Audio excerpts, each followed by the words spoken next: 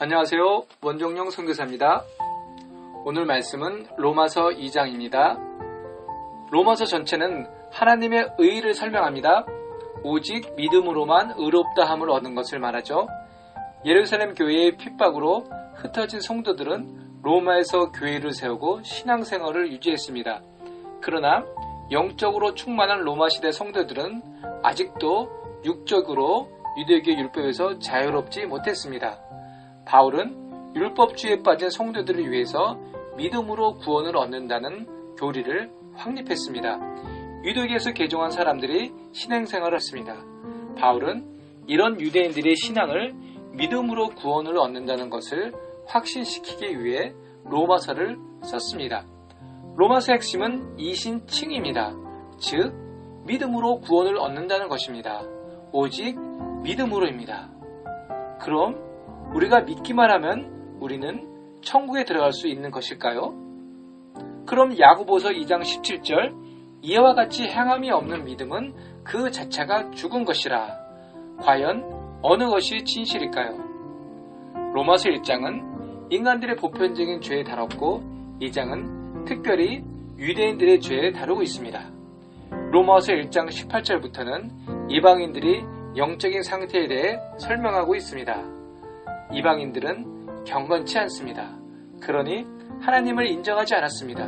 그래서 인간들은 하나님 대신에 다른 우상들을 세우고 그것을 섬겼습니다. 하나님을 인정하지 않는 이방인들의 죄 때문에 불의가 생기고 성적 타락, 동성애, 그리고 각종 범죄가 나타났습니다. 즉, 이방인들은 하나님을 인정하지 않았기에 예배를 드리지 않고 말씀대로 살지 않았습니다. 2장은 이런 이방인들의 상태가 유대인 너희들도 똑같은 상태라고 말합니다. 유대인들은 하나님의 말씀대로 사는 삶이 아니라 하나님을 회당에 가두어 놓고 율법에 매여 하나님이 기뻐하시는 삶이 아니라 자기의 의로 사는 삶을 살아가는 유대인들은 이방인들과 똑같다고 바울은 책망합니다. 그런 너희가 이방인들을 판단하고 정죄할 수 없다고 말합니다. 그리고 판단하고 정죄하는 자에게는 하나님의 심판이 임한다고 말씀하십니다. 판단은 상대 우위적입니다. 상대방과 비교 우위를 통해 내가 더 낫다는 자기 만족 인생입니다. 그래서 더 상대방을 정죄하고 비교하고 그래서 자기 만족을 이끌어내는 세상적인 방법입니다. 유대인의 입장에서 이런 말씀은 엄청난 충격적인 말씀입니다. 8접질 내용이죠. 유대인들은 나면서부터 말씀과 율법에 충실한 자들입니다. 그들은 하나님을 잘 압니다. 그리고 인정합니다. 하지만 그들은 하나님의 말씀대로 살지 않고 자기의 의에 따라 살았습니다. 그래서 그들도 똑같이 하나님의 진노가 임한다는 내용입니다. 우리의 경우 어떻습니까? 내가 집사인데, 내가 모태신앙인데, 내가 장로인데, 내가 매주 예배 드리는데 라고 항변합니다. 진짜 예배는 무엇일까요? 말씀대로 사는 것입니다. 영어로 work와 worship은 어원이 같습니다. 일과 예배는 어원이 같은 것입니다. 즉, 여러분의 삶이 예배인 것입니다. 이런 유대인들의 영적 상태는 유대인 자신들을 잘 모릅니다. 그 이유는 그들은 어릴 적부터 아브라함의 후손으로 할례를 받고 오직 우리 민족만 하나님의 자녀라는 자부심과 함께 항상 선민사상으로 살기에 하나님으로부터 심판을 받는다는 것은 상상을 못하는 일이었습니다. 하지만 3절에 이런 사람들은 하나님의 심판에 결코 없다고 말합니다. 많은 사람들이 심판이 없다고 말합니다. 교회가 망하겠느냐? 이렇게 한국 교회가 많은데 망하겠냐고 생각합니다. 4절은 오래 참으시는 하나님을 설명하고 회개치 않는 유대인들을 향한 하나님의 멸시하는 행동이라고 말합니다. 사람들이 죄를 돌이키지 않는 이유가 두 가지 있다고 합니다. 첫째, 심판이 없는 줄 압니다. 이는 하나님의 오래 참음을 멸시하는 것입니다. 둘째, 설마 내가 망하겠냐입니다. 성도 여러분, 심판은 반드시 있습니다. 5절은 유대인들의 영적 실태를 정확하게 나타내고 있습니다. 바울은 유대인의 고집과 회개하지 아니하는 마음에 대해 말합니다. 영적 고집, 완고함은 인간의 심장과 피와 같습니다. 그 둘이 서로 소통이 안 되는 상태, 즉 영적 동맥경화증입니다. 영적 고집과 완고함은 견고한 진이 되어서 우리 신앙이 독소 같은 요소가 됩니다. 때로는 우리의 신념이, 우리의 학문이, 우리 신학이, 그리고 우리 경험이 견고한 진이 될 수 있습니다. 성도 여러분, 복음은 단순합니다.